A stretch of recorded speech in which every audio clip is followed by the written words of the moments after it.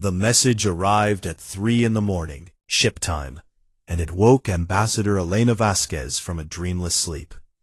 She sat up in her small cabin aboard the UES Defiance and rubbed her eyes as the holographic display flickered to life above her desk, casting blue light across the metal walls.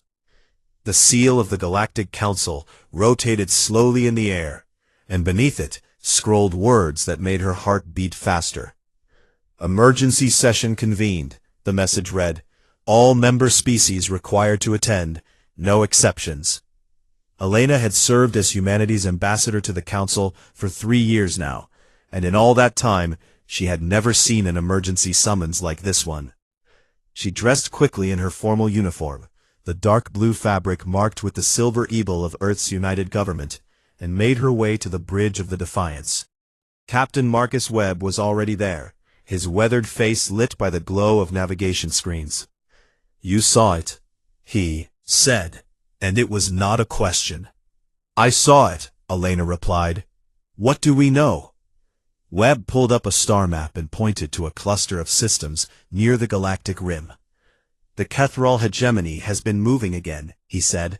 3 days ago they crossed into Mavani territory, and yesterday they destroyed a colony of 40,000 people. Elena felt her stomach turn cold. The Kethral were a nightmare given flesh, a species of insectoid predators who had spent centuries consuming other civilizations. They did not conquer worlds to rule them. They consumed worlds to feed their ever-growing empire. Their bioships were living things that absorbed enemy vessels and broke them down into raw materials, and their soldiers were bred in massive hive factories that could produce millions of warriors in a single cycle. The Galactic Council had been dealing with the Kethral threat for longer than humanity had been traveling among the stars, and their solution was always the same: negotiation, appeasement, sacrifice. "Let me guess," Elena said bitterly. "The Council wants to offer them another deal." Webb nodded, his jaw tight with anger. "The Mavani are a small species," he said. "Maybe 2 billion people across a dozen worlds, and they have no military to speak of. So the Council has already drawn up a proposal to cede their border territories to the Kethral, in exchange for a promise of peace." "A promise," Elena repeated, and the word tasted like ash in her mouth. Studied the history of the Council's negotiations with the Kethral, and she knew exactly what those promises were worth. 17 times the Council had sat down with the Dominarchs of the hegemony, and 17 times they had traded lives for time. First, it was the outer colonies of the Vethkai, a reptilian species who had once numbered in the tens of billions. Now there were fewer than 300 million of them left. Then it was the homeworld of the Sarathi, an ancient race of philosophers and artists, whose culture had been reduced to refugee camps on borrowed moons. And each time the Kethral returned, hungry for more. "How long until we reach Concordance Prime?" Elena asked. 6 hours at maximum speed," Webb answered. "Then push the engines," Elena said. "I want to be there before they finalize anything." The Defiance was not a warship, but she was fast, and Webb coaxed every bit of speed from her drives as they raced toward the Council's station. Elena spent the journey in her quarters, reviewing files and preparing her thoughts. Humanity had only been a member of the Galactic Council for 11 years, and for most of that time they had been treated like children at the adults' table. They were expected to watch and learn and keep their mouths shut, while the older species made decisions that shaped the fate of billions. But Elena had not come to space to be silent. She had been born in a small village in the mountains of Peru, and she had grown up hearing stories from her grandmother about a time when powerful nations had looked away while weaker ones suffered. Her grandmother had taught her that silence in the face of evil was itself a kind of evil. And Elena had carried that lesson with her through every step of her career. When the Defiance finally docked at Concordance Prime, Elena was met at the airlock by Facilitator Yuvan, a tall and willowy creature with silver skin and eyes like pools of liquid mercury. The Scythe were known throughout the galaxy as master diplomats, and Yuvon had been assigned to guide humanity through the complexities of council politics. "Ambassador Vasquez," Yuvon said, his voice smooth and musical, "I must caution you that this session will be difficult, and the other species are watching to see how humanity responds to its first real test." "I understand," Elena said. "I hope that you do," Yuvon continued. "The Kethrol are not like other threats, and the mathematics of survival sometimes require difficult choices. So young species must learn when to speak and when to remain silent." Elena looked up at the facilitator and smiled, but there was no warmth in it. "I appreciate the advice," she said, "but humanity has a long memory for what happens when good people stay silent." Yuvon's silver face showed no expression, but something flickered in those mercury eyes. Chamber was a vast amphitheater carved from a single piece of crystal, and its seats rose in tiers around a central platform where speakers could address the assembly. Elena took her place in the small section reserved for humanity's delegation, surrounded by empty chairs that reminded her how alone her species was among the stars. Above her sat the representatives of 47 spacefaring civilizations, and at the highest tier loomed the observation pod of the Kethrol Dominarch himself. He was massive, easily 3 meters tall, with a body like a twisted fusion of mantis and scorpion. His chitinous plates were the color of dried blood, and his compound eyes reflected the light of 1,000 screens. When he looked down at the human section, Elena felt a chill run down her spine. High Arbiter Tolemach, the ancient Vorthani, who had led the council for 3 centuries, struck his harmonic chime and called the session to order. His 4 eyes swept across the assembly as he spoke. "We are gathered to address the recent actions of the Kethrol hegemony," he announced, "and to vote on a proposal for peaceful resolution." The proposal was read aloud by a hovering drone, and with each word, Elena felt her anger grow hotter. The Mavani would surrender 3 of their 12 worlds, including their most productive agricultural colonies. They would relocate their populations to the remaining territories, leaving behind everything they had built over generations. And in exchange, the Kethrol would promise to halt their expansion for a period of 20 years. When the reading was finished, the Mavani representative rose from his seat. His name was Sorath, and he was a small creature with soft brown fur and large, gentle eyes that were now filled with tears. He tried to speak, but no words came, and after a moment he simply sat back down and covered his face with his hands. Was silent. Then High Arbiter Tolemach called for the vote, and one by one the species of the council gave their approval. When he reached humanity's name, Elena stood.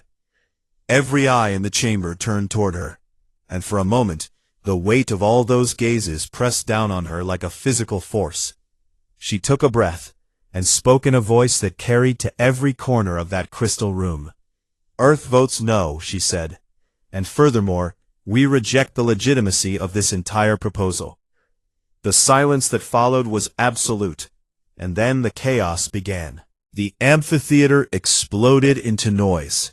Diplomats from a dozen species leaped to their feet, shouting in languages that the translation system struggled to process. The Vorthani delegation pounded their fists against their seats in a display of outrage, while the Scythe representatives exchanged rapid whispers behind their silver hands. High Arbiter Tolemach struck his harmonic chime again and again, but the sound was lost in the storm of voices. Elena remained standing, her hands steady at her sides, as the fury of 47 civilizations crashed against her like waves against a stone. She had expected this reaction. She had prepared for it. Facilitator Yuvon pushed through the crowd toward the human section, his silver face twisted with something that might have been panic. "What are you doing?" he hissed. You cannot simply reject a council proposal, and your species does not have the standing to challenge decisions of this magnitude. And yet, I just did, Elena replied calmly. The harmonic chime finally cut through the chaos as High Arbiter Ptolemach amplified its frequency to a level that made every being in the chamber wince. Silence fell, heavy and hostile. The ancient Vorthani rose from his seat at the highest tier, and his 4 eyes burned with a cold light that Elena had never seen before. Ambassador Vasquez, he said, and his voice carried the weight of 300 years of authority.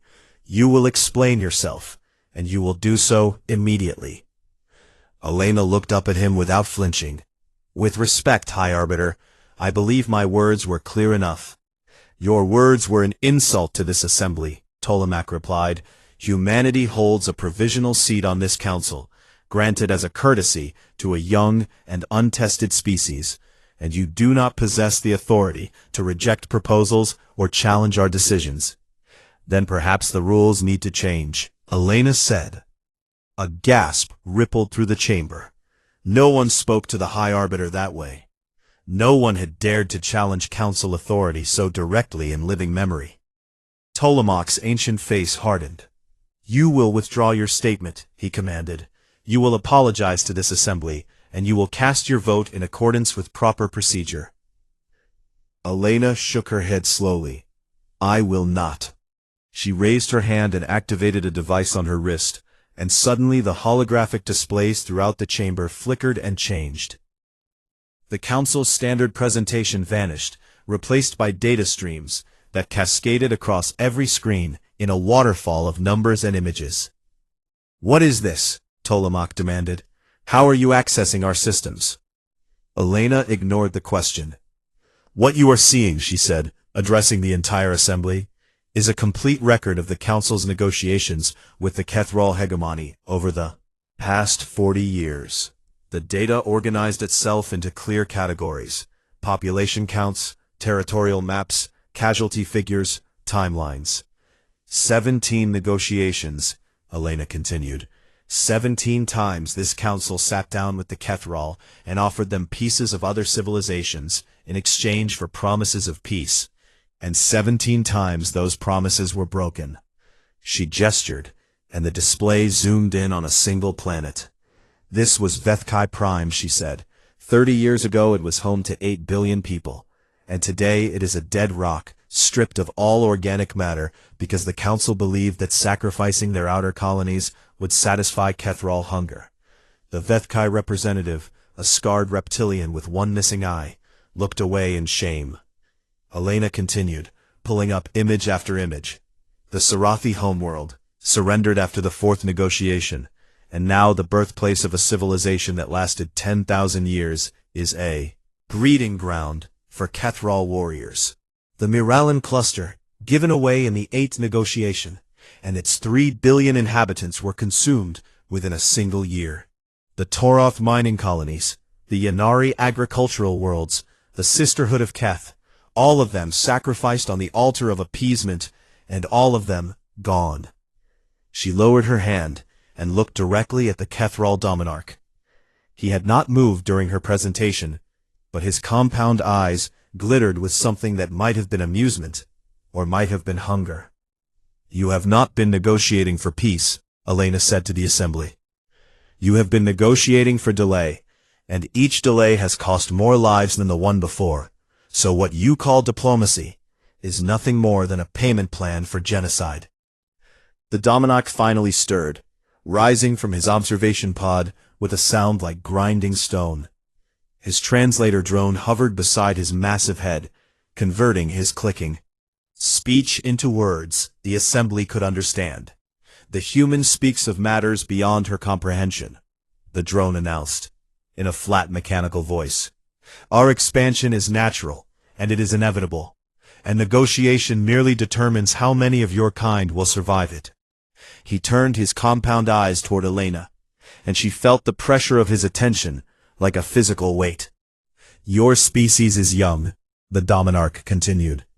You have existed among the stars for barely a heartbeat, and you do not understand the mathematics of survival. So let me educate you. He gestured with one massive claw, and the chamber's displays showed the Kethril fleet. Thousands upon thousands of bioships, each one a living weapon capable of consuming entire armadas. We are entropy given form, the Dominarch said. We are the end of all things that are weak, and those who negotiate with us live a little longer than those who do not. Elena stepped forward, moving to the scene. Edge of the human section's platform. It was a gesture of direct challenge in Kethril culture, an invitation to combat that their kind could not ignore. Several delegates cried out in alarm, and even facilitator Yuvan reached out as if to pull her back. But Elena did not stop. Then, let me be equally clear, she said, meeting the Dominarch's gaze without fear. Humanity will not negotiate the survival of other species to purchase our own safety. The Dominarch's mandibles clicked in what might have been laughter. Bold words from a species with so few ships and so little power. Perhaps, Elena agreed, but here is something you should understand about humans, Dominarch. We do not calculate acceptable losses the way your kind does. She paused, letting her words sink in. We have a saying on Earth, she continued, that all it takes for evil to triumph is for good people to do nothing. And for 11 years humanity has sat in this chamber watching good people do nothing, while the Kethril consumes civilization after civilization. She turned to address the entire assembly, her voice rising. Today that ends, and we will not vote to sacrifice the Mavani, not today and not ever. You will stand alone, Tolemach warned. No other species will support this foolishness. Elena smiled grimly. Then we will stand alone. The Dominarch's translator drone buzzed with his response. So be it, human. And when the Mavani have been consumed, we will remember your defiance, and we will come for your worlds next. Elena met his gaze one final time. The hours that followed were the longest of Elena's life. She retreated from the council chamber as the assembly dissolved into chaos, and she found refuge in a small meditation garden on the station's outer ring. Through the transparent walls, she could see the stars wheeling slowly past, and somewhere out there, in that vast darkness, the Kethril fleet was already moving toward Mavani space. Her communicator buzzed constantly with messages from the Defiance, from Earth's government, from a dozen council species, demanding explanations or offering threats. She ignored them all. She needed to think. The garden was designed for Silith meditation practices, with gentle waterfalls and bioluminescent plants that pulsed with soft colors, but Elena found no peace in its beauty. She had thrown the dice, and now she had to wait to see where they landed. The sound of footsteps on the stone path made her turn, and she saw Sorath approaching. Mavani ambassador moved hesitantly, as if he was not sure he should be there, but his large eyes were fixed on Elena, with an expression she could not read. Ambassador Vasquez, he said softly, may I speak with you? Elena nodded and gestured to a bench beside the waterfall. They sat in silence for a moment, watching the water cascade over smooth stones. Why? Sorath finally asked, and his voice trembled with emotion. Your people barely know mine, and we have nothing to offer you. No resources, and no military, and no strategic value.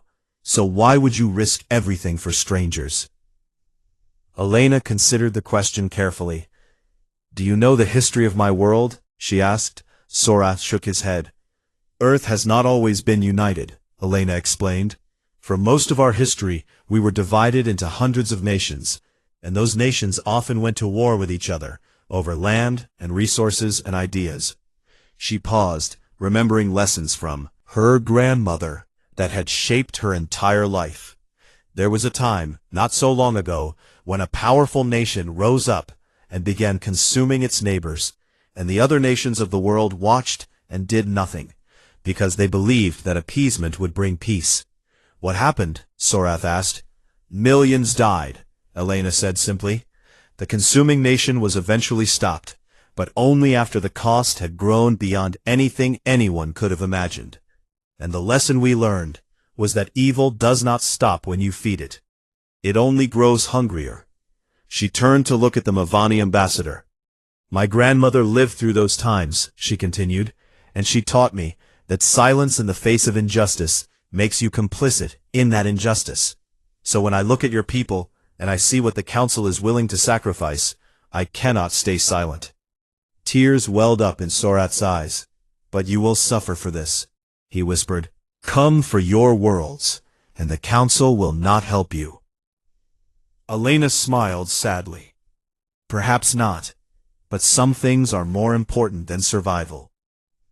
Before Sorath could respond, a priority alert flashed across Elena's communicator. She read the message and felt her blood run cold. The Kethral Dominarch had issued an ultimatum. His fleet, a massive armada of over 3,000 bioships, had taken up position at the edge of Mavani space. Humanity had one solar cycle, 24 standard hours, to retract their position and apologize to the Council. If they refused, the Kethral would add Earth and all human colonies to their expansion schedule. The message was broadcast on all frequencies, and within minutes, the entire station was buzzing with the news. Elena made her way back to the council chamber, where High Arbiter Tolemach had convened an emergency session. The ancient Vorthani looked tired, and for the first time, Elena noticed how heavily the centuries weighed upon him. Ambassador Vasquez, he said as she entered, I assume you have seen the Dominarch's ultimatum. I have. Then surely you must understand that your position is untenable, Tolemach continued, and there was something almost pleading in his voice. The Kethral have never been defeated in open warfare, and their bioships consume enemy vessels and add them to their fleet, so every battle against them only makes them stronger. He leaned forward, his 4 eyes fixed on Elena. I have watched civilizations rise and fall for 300 years, he said, and I have learned that pride, however admirable, does not stop plasma fire. So I am asking you, begging you, to see reason and negotiate. Elena looked around the chamber at the assembled representatives. Some watched her with hostility, others with pity, and a few, just a few, watched with something that might have been hope. Slowly, in all your years of negotiations with the Kethral, has appeasement ever truly worked? Tolemach hesitated. It has bought time, he finally admitted. Time for what? Elena pressed. Time to watch more species disappear? Time to calculate which civilizations are expendable? Time to perfect the mathematics of surrender? The chamber was silent. Humanity did not come to the stars to learn how to give up, Elena continued. We came because we believed that there must be something better out there, something worth reaching for, and we will not abandon that belief just because the cost of holding on to it has become real. She received a transmission from the Defiance and read it carefully. Then she looked up at the assembly and allowed herself a small smile. But we did not come here unprepared either. She activated her wrist device once more, and the chamber's holographic displays changed again. This time they showed something that made every being in the room gasp in shock. What is this? Tolemach demanded. These are deployment coordinates, Elena replied, for a human fleet that no one in this council knew existed. The display updated in real time as ship after ship dropped out of faster than light. Travel at strategic points across the sector. 247 warships, each one bristling with weapons that the Council's technicians had never seen before. They had been hiding for years, some in asteroid fields and gas giant atmospheres, and the dark spaces between stars, waiting for the day when humanity would need them. You have been lying to us, Tolemach whispered. Elena met his gaze without shame. We have been preparing, she corrected, because we knew that sooner or later this moment would come, and when it did, we intended to be ready. The Kethral Dominarch's observation pod opened, and his massive form emerged, His compound eyes swept across the display, and for the first time since the session began, he was not smiling. Impressive, his translator drone announced, but irrelevant, because numbers alone cannot save you. Perhaps not, Elena agreed, but we have more than numbers. Display. And what it showed made several council technicians cry out in horror. Let me explain what happens if you try to consume our ships, Dominarch. The holographic display rotated slowly in the center of the chamber, showing a detailed schematic of a human warship. But it was not the ship itself that made the council representatives recoil in horror. It was the device at its core, a sphere of perfect darkness, wrapped in magnetic containment fields and connected to every system on the vessel. Antimatter, the Kethral Dominarch said, and for the first time his translator drone conveyed something that might have been uncertainty. Antimatter, Elena confirmed. Every ship in the human fleet carries an antimatter failsafe at its heart, and if that ship is destroyed, or if its systems are compromised, or if it is absorbed by a bioship, the containment fields collapse. She let the implications sink in before continuing. The resulting detonation would release energy equivalent to approximately 40 megatons of explosive force, which is enough to crack a small moon, or more relevantly, enough to destroy any Kethral vessel attempting to consume it. The chamber erupted into frantic whispers. The Kethral had built their entire military strategy around the ability to absorb enemy fleets and grow stronger with each battle. It was the reason no one had ever defeated them, because fighting them only fed their expansion. But humans had found a way around that advantage. They had made themselves poisonous. High Arbiter Ptolemach stared at the display with something approaching disbelief. "This is madness," he said. "Your crews would die in such detonations." "Yes," Elena agreed, "they would. And you would sacrifice your own people so easily?" Elena's expression hardened. "There is nothing easy about it, High Arbiter. But every member of the human fleet knows what they signed up for, and every one of them volunteered, knowing that they might be asked to make the ultimate sacrifice." She turned to face the Kethral. "Dominarch, your kind has always relied on the mathematics of survival," she said. "You calculate acceptable losses, and you weigh the cost of fighting against the cost of surrender. And you have grown used to species who would rather give up pieces of themselves than risk everything." The Dominarch's mandibles clicked slowly. "And humans are different?" he asked through his translator drone. "Humans are stubborn," Elena replied. "We do not calculate acceptable losses, because we do not accept any losses as acceptable. And when we commit to a fight, we commit everything we have and everything we are." She gestured to the fleet deployment map. "You cannot absorb our ships without destroying yourself in the process," she continued. "And for every vessel you lose, we will lose one of our own, which means this will not be a war of consumption, it will be a war of attrition." "We have more ships than you," the Dominarch pointed out. "You do, Elena." "Agreed. But can you afford to trade them one for one? Can you afford to fight a battle that makes you weaker instead of stronger? Can you afford to show the rest of the galaxy that the Kethral hegemony can be hurt?" The chamber fell silent as the weight of her words settled over the assembly. For centuries, the Kethral had been seen as unstoppable, an inevitable force of nature that could only be delayed, never defeated. But Elena had just demonstrated that they could be challenged, that there was a way to fight back that did not end in absorption and consumption. The political implications were staggering. If the Kethral attacked humanity and suffered significant losses, other species might begin to wonder if resistance was possible. The empire that had been built on fear might start to crack. The Dominarch seemed to understand this, because his compound eyes swept across the chamber, taking in the expressions of the assembled representatives. He saw the fear that had always served his kind so well, but beneath it he saw something else, a tiny spark of hope that had not been there before. "You are bluffing," he said finally. "No species would truly commit to mutual destruction." Elena smiled, and there was no warmth in it. "Humanity has a long history of standing against impossible odds," she said.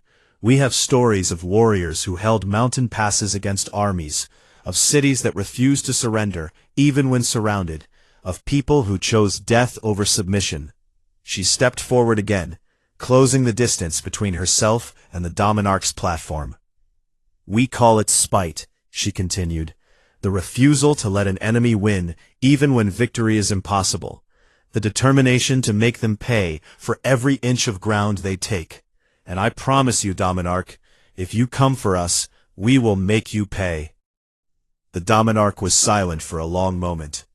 Then he turned to his aides and spoke rapidly in his native language, too fast for the translator drone to keep up. Around the chamber, other species were having similar conversations. The Vorfani delegation huddled together, their four-eyed faces grave. The Silith representatives had abandoned their usual composure and were engaged in animated debate. Even the Vethkai, who had lost so much to Kethral expansion, were whispering among themselves with expressions that Elena could not quite read. High Arbiter Tolemach watched it all with ancient eyes that had seen more than any being should have to see. Finally, he rose from his seat and struck his harmonic chime. "This session is suspended," he announced. "All parties will have time to consider their positions, and we will reconvene when the situation has stabilized." As the assembly began to disperse, Facilitator Yuvan approached Elena. His silver face was unreadable, but his voice carried a note of something that might have been respect. "You have thrown the entire galactic order into chaos," he said. "In a single day you have done what no species has managed in 3 centuries. Is that a compliment or a criticism?" Elena asked. Yuvan considered the question. "I am not entirely sure," he admitted, "but I am beginning to think that humanity is not quite the young and foolish species we believed you to be."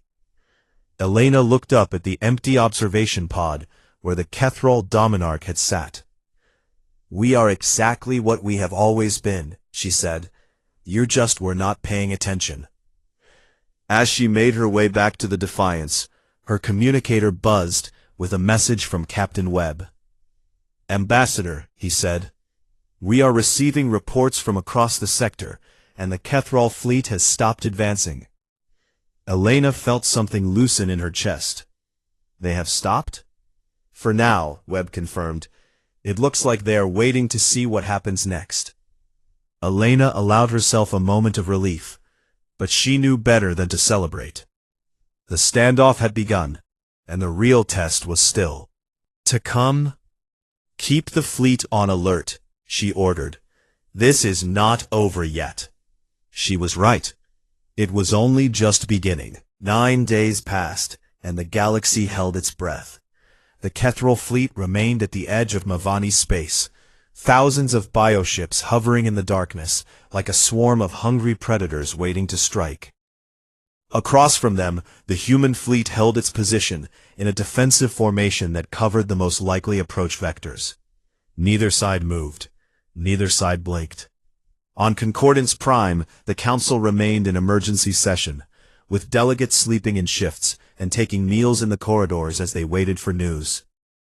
Elena spent most of her time on the Defiance, monitoring the situation and coordinating with Earth's government. She slept when she could and ate when she remembered. But mostly, she watched the tactical displays and waited for something to change. Captain Webb brought her coffee on the morning of the 10th day. "You should get some rest," he said. "You have been awake for almost 30 hours. I will rest when this is over." Webb sat down beside her and looked at the same displays she had been studying. "Do you think they will actually attack?" he asked. Elena considered the question. "I do not know," she admitted. "The Dominarch is not stupid. He knows that a direct assault would cost him ships he cannot easily replace. But he also cannot back down without losing face. So we are stuck, for now. The communication console chirped, and Elena's heart jumped. It was a priority message from the Kethril flagship, marked for her eyes only. She opened it with trembling fingers and read the contents twice before she believed them.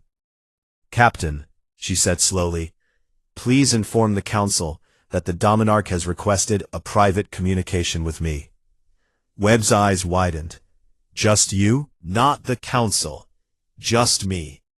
The Dominarch's holographic image appeared in Elena's quarters an hour later. He looked different than he had in the Council chamber, smaller somehow, and older. His compound eyes had lost some of their predatory gleam. "Ambassador Vasquez," he said through his translator drone, "I must ask you a question, and I require an honest answer. Ask." The Dominarch was silent for a moment. "Would you truly destroy yourselves to stop us?" Elena met his gaze without hesitation. "Yes." "Why?" It was the same question Sorath had asked her, and Elena gave the same answer. "Because some things are more important than survival." The Dominarch's mandibles clicked slowly. "My kind does not understand this concept," he admitted. "For us, survival is the only value, the only measure of success, and a species that would choose death over submission is something we have never encountered." "Then perhaps it is time you learned," Elena said. Another long silence stretched between them. "I have ruled the hegemony for 200 years, the Dominarch finally said, "and in all that time I have never met a species I could not break through fear or force." He paused. "You have shown me something new today, human, and I am not certain how to process it." Elena waited. "I am withdrawing my fleet," the Dominarch announced, "not just from Mevani space, but from all contested territories." Elena's breath caught in her throat. In exchange for what? Nothing. The word hung in the air like a physical thing. "I do not understand," Elena said. The Dominarch's translator drone hummed as it processed his response. "For centuries, we have grown stronger through consumption," he explained. "Every battle fed our expansion, every victory added to our power, but you have changed the equation." Gestured with one massive claw. "If we fight you, we cannot grow stronger, we can only grow weaker, and if we grow weaker, the other species of this galaxy might begin to wonder if we can be defeated." His compound eyes fixed on Elena. "You have made resistance possible," he said, "and that is something I cannot allow to spread." Elena understood. The Kethril were retreating, not because they had been defeated, but because they recognized that fighting humanity would damage the myth of their invincibility. It was a strategic withdrawal, a calculated decision to preserve their position rather than risk it in a costly war. But the result was the same. "I accept your withdrawal," Elena said, "and I hope that this marks the beginning of a different kind of relationship between our peoples." The Dominarch made a sound that might have been laughter. "Do not push your luck, human, because we are not friends, and we will never be friends. But perhaps we can be something other than enemies." His image flickered and vanished. Elena sat alone in her quarters for a long time, processing what had just happened. Then she contacted the Council. The announcement of the Kethril withdrawal sent shockwaves through the assembly.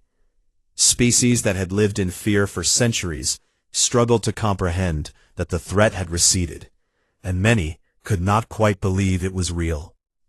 High Arbiter Ptolemach convened a final session to address what he called the human situation. The ancient Vorthani looked older than Elena had ever seen him, but there was something in his eyes that had not been there before, a light that might have been hope. "For 3 centuries, he said to the assembly, I have led this council in what I believe was the pursuit of peace. But Ambassador Vasquez has shown me that I was wrong." He paused, gathering his thoughts. "Peace is not the absence of conflict," he continued. "Peace is the presence of justice, and true peace cannot be built on the suffering of the innocent." He turned to Elena. Humanity's provisional status is hereby revoked. A murmur of surprise ran through the chamber. In its place, Ptolemach continued, Earth is granted full membership in the Galactic Council, with all rights and responsibilities thereof. The murmur became a roar of mixed reactions, some cheering, others protesting. Ptolemach struck his harmonic chime for silence. Furthermore, he said, I am personally recommending the creation of a new council position, arbiter of last resort, someone to remind us when our negotiations have crossed the line from diplomacy into capitulation. He looked at Elena. Would you accept such a position, Ambassador? Elena rose from her seat and looked around the chamber at the representatives of 47 civilizations. She saw hope and fear and uncertainty in equal measure. Beneath it all, she saw the possibility of something better. I would be honored, High Arbiter. The vote was not unanimous, nothing involving such dramatic change could be, but it passed by a margin that surprised even Elena. As she made her way back to the Defiance one final time, Sorath intercepted her in the corridor. Tears streamed down his face, but he was smiling. My people will sing songs about today for 1,000 years, he said. How do we ever repay what you have done for us? Elena took his hand in hers. Help us build something better, she said. A galaxy where no one has to stand alone, where the strong protect the weak instead of preying upon them. Sorath nodded. We will try. Through the observation windows behind them, the stars wheeled slowly past. Somewhere out there, the human fleet was standing down, its crews finally able to rest after 9 days of tension. Somewhere out there, the Kethral were retreating behind their original borders for the first time in a century. And somewhere out there, a galaxy that had spent too long accepting the unacceptable was beginning to wake up. Elena watched the stars and allowed herself a moment of quiet satisfaction. The Council had learned something important today, something that humanity had carried in its bones since the first tribe had stood against the first tyrant. Some things were not up for negotiation, and sometimes chaos was just the sound of change beginning.